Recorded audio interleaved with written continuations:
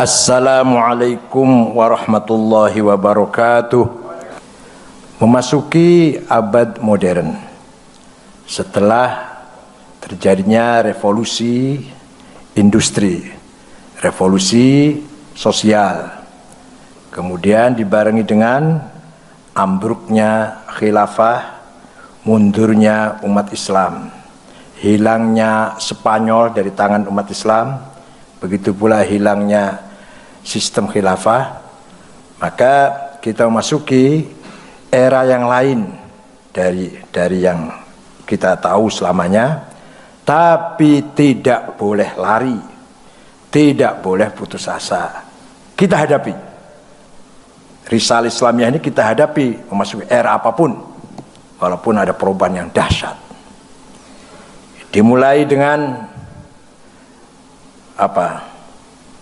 kesepakatan Perdana Menteri Inggris dan Prancis Sykes-Picot yang memberikan hadiah Palestina kepada Israel, Yahudi, agar Yahudi yang ada di mana-mana kembali ke tanah leluhurnya, Ardul Firdaus, Ardus Salam. Padahal waktu itu Amerika, Soviet, Cina, Prancis setuju kalau Israel dikasih Uganda, tapi Perdana Menteri Balfour tidak setuju, harus kembali ke Palestina. Kemudian wilayah-wilayah Islam dijajah, dikangkangi oleh kolonial kapitalis. Kemudian konsep dari kolonel Louis Bernard ingin membangun negara Israel Raya dari Irak sampai ke Mesir. Itu Israel mana yang pernah diinjak oleh Nabi Ibrahim, itu ingin jadi negara Israel. Diteruskan seorang ahli politik Amerika, Samuel Huntington, menulis buku namanya apa? The Clash of Civilization, Perang Peradaban, yang menurut dia teorinya, pasca Perang Dingin, pasca bubarnya Soviet, maka identitas agama dan budaya akan menjadi faktor perang saudara, faktor konflik sesama. Berbarengan dengan George Soros melakukan langkah-langkahnya yang mengakibatkan krisis moneter, terutama di Asia, terutama Indonesia, wabil khusus Indonesia. Itu pas tahunnya bareng itu, 97, 98, antara Samuel Huntington dengan George Soros. Kemudian, ini kalau agak luas, agak lama ngomongnya ini. Singkat saja lah. Kemudian Soviet lari dari Afghanistan, maka Mujahidin dipanggil oleh kepala negaranya lah, Saudi, anak-anak Saudi dipanggil oleh Raja Fahad, pulang, sudah selesai, jihadnya sudah selesai. Banyak yang pulang, tapi ada yang tidak pulang, namanya Usama bin Laden, dan dari Mesir namanya Ayman al-Zawahiri. Itu termasuk Jamaah Tahfidz al-Hijrah. Kalau pulang ditangkap nanti. Nggak pulang malah mendirikan Al-Qaeda. Kemudian Mus'ab Zarqawi, anak Jordan, umur 22 tahun, hidupnya di Tel Aviv, membentuk Daesh, Daulah Islamiyah Irak dan Suriah, ISIS. Itu Mus'ab Zarqawi, hidupnya di Tel Aviv, 100% made in Israel, itu ISIS itu, 100%. Kemudian oleh Amerika dibiarkan si ISIS ini, karena markasnya di Mosul. Mosul itu perbatasan Iran yang utara timur. Pas di situ ada jalan raya, jalan lalu lintas raya dari Afghanistan sampai Irak, terus Iran, Irak, Suriah, Libanon, Laut Tengah. Jadi lumayan kata Amerika untuk nakut-nakutin Iran, ISIS ini. Tahu-tahu luar biasa, mampu menguasai kilang minyak, menguasai bank-bank, bahkan sudah resmi mendirikan khilafah dan dengan mata uang sendiri. Maka Amerika baru berpikir ulang menghadapi ISIS ini. Begitu Al-Qaeda. Al-Qaeda dulu dilatih oleh Amerika.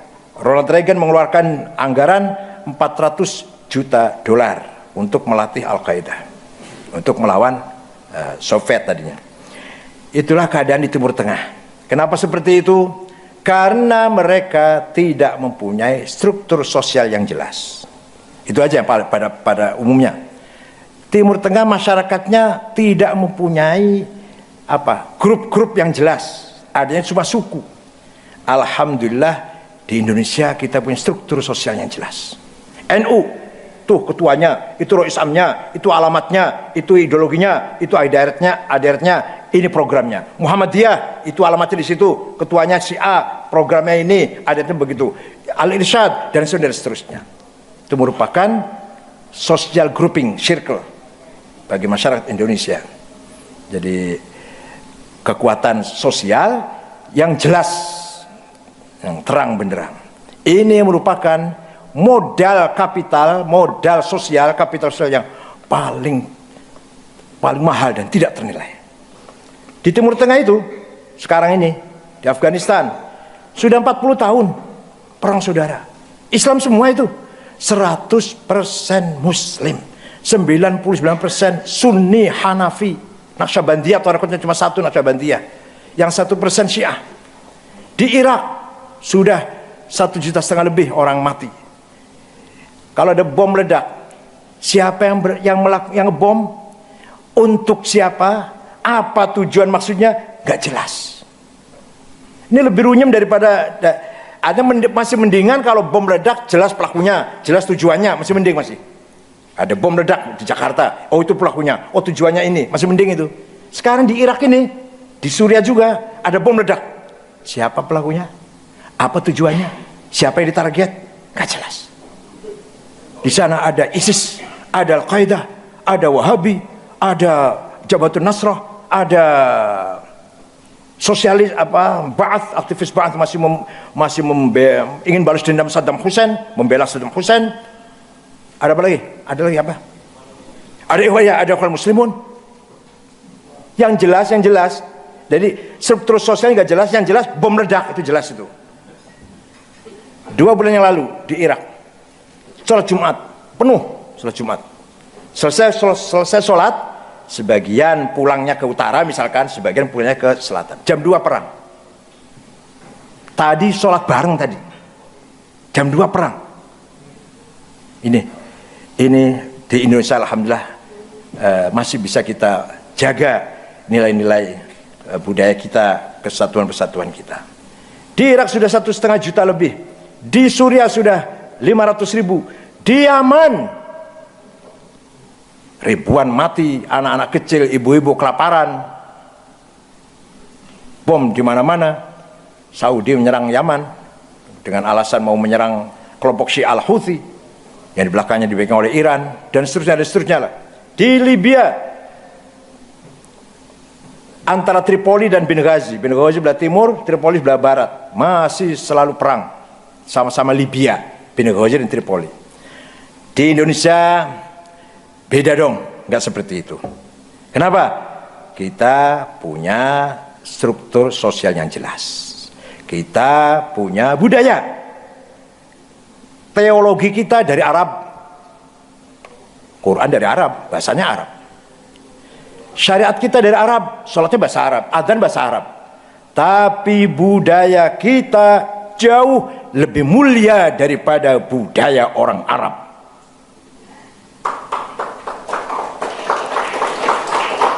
Di Arab tidak ada adik panggil kakaknya mas, kang, bang, kakak. Di kita kalau ada adik orang manggil kakaknya namanya saja jelek banget. Lagi bertengkar masih panggil mas, kurang ajar sampean mas. Lagi bertengkar, lagi marah itu, kurang ajar sampean kang. Di Arab anak muda lewat depan orang tua nggak ada permisi atau nyun sewu atau mohon maaf, nggak ada, biasa. Bahkan lewat di depan orang sholat nggak ada ragu-ragu, maju mundur atau gimana. Kalau di kita sebisa mungkin jangan sampai melewati depannya orang sholat. Kalau mau lewat tuh melipir-melipir lah, jangan sampai. Terpaksa, kalau terpaksa pun aduh dengan sangat-sangat sedih lewat depan orang sholat. Bukan hanya itu, lebih dari itu lagi, melangkai kepalanya orang sedang sujud. Ayo, yang sudah haji pernah kan semuanya? Di Indonesia ini sejahat, cari orang paling jahat, cari orang paling jahat, Hercules lah cari itu. Berani nggak ngelangkai orang lagi sujud, kepala orang lagi sujud? Bukan karena takut banser ditempeleng, bukan. Hatinya tuh sampai hati nggak ngelangkai orang lagi sujud. Hatinya tuh loh. Bukan berarti kita takut pada polisi atau dipermasalahkan, bukan. Sejahatnya orang di kita tidak berani ngelangkai orang sholat.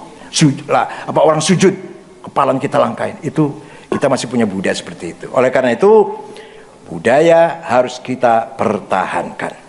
Padahal budaya kita sendiri yang paling cocok dengan agama Islam. Islam dari kata salam, damai, peace. Islam dari kata salamah, man salima akhuhu min yadihi walisani. Orang Islam itu orang yang temannya selamat, terjaga dari kenakalannya lah, dari gangguannya. Coba. Atau dikata taslim, jadi Islam itu selamat dan menyelamatkan. Atau taslim, menyerah total pada Tuhan. Gak mungkin diartikan selain makna itu. Tidak ada makna selain itu. Islam salam damai, Islam menyelamatkan orang lain atau menyelamatkan bersama-sama. Atau taslim, menyerah kepada Tuhan. Gak mungkin ada arti lain. Bahkan nyuwun sewu, mohon maaf, di Quran tidak ada ayat yang menegaskan lapal-lapal umat Islam. Nggak ada itu. Umatan Islamiyatan, nggak ada itu. Apalagi umatan Arabiyatan, nggak ada. Yang ada umatan wasaton. Kenapa nggak ada umat Islam? Karena Quran menekankan kualitas, bukan legal formal, bukan dibenderakan umat Islam itu, tapi kualitas, peran, fungsi. Litakunu syuhada 'alan nas, bukan hanya label, bukan bendera, bukan takbir, bukan, tapi kualitas, wasaton, fungsinya litakunu syuhada 'alan nas. Nggak ada lapal umatan Islamnya. Nah, wasatiyah tadi sudah disinggung oleh Kiai Miftah. Tidak mungkin wasaton kalau tidak cerdas. Kalau ada orang kok moderat, ya pasti orang cerdas, orang pintar, berpendidikan itu. Kalau orang nggak cerdas, nggak mungkin wasaton. Ya, karena kalau radikal itu nggak perlu cerdas. Tinggal Allahu Akbar gitu aja, ya Allah, gampang kan? Takbir, dah gampang kan? Tinggal ngomong gitu aja kok. Orang butuh ngajar, orang butuh sekolah, orang butuh kuliah, orang butuh cerdas, orang butuh hafal Quran, nggak butuh takbir gitu aja, udah selesai. Khilafah gitu, tinggal gitu aja kok. Nggak pernah bangun sekolah, nggak pernah bangun pesantren, nggak pernah bangun madrasah, nggak pernah bangun masjid, nggak pernah bangun musola, nggak ikut berjuang, nggak ikut berkeringat, apalagi berdarah-darah ngelawan penjajah atau apa. Tahu-tahu khilafah. Apa? Takbir. Artinya apa? Artinya yang ngomong seperti itu orang yang tidak cerdas, alias jawab yang keras alias nggak ikut berjuang. Masya Allah, Pak yang dari Telkomsel, Kiai Hasyim Asy'ari di penjara Jepang sebulan di Mojokerto. Keluar dari penjara tangan kanannya nggak bisa jalan, nggak bisa apa, nggak bisa gerak. Ditemani oleh Kiai dari Babakan Ciwaringin namanya Kang Solihin waktu itu, masih santri yang sama-sama digebuki juga oleh Jepang.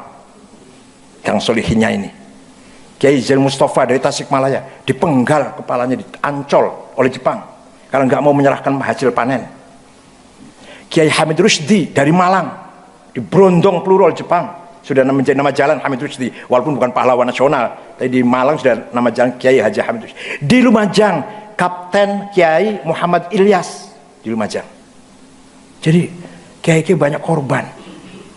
Tahu-tahu khilafah, takbir. Abdul Somad juga UAS itu khilafah itu. Abdul Somad UAS itu, Ustadz Abdul Somad itu solusi satu bagi umat Islam adalah khilafah. Saya punya rekamannya itu. Kadang-kadang orang lain nggak ngerti, saya ngerti. Polisi nggak tahu, saya tahu.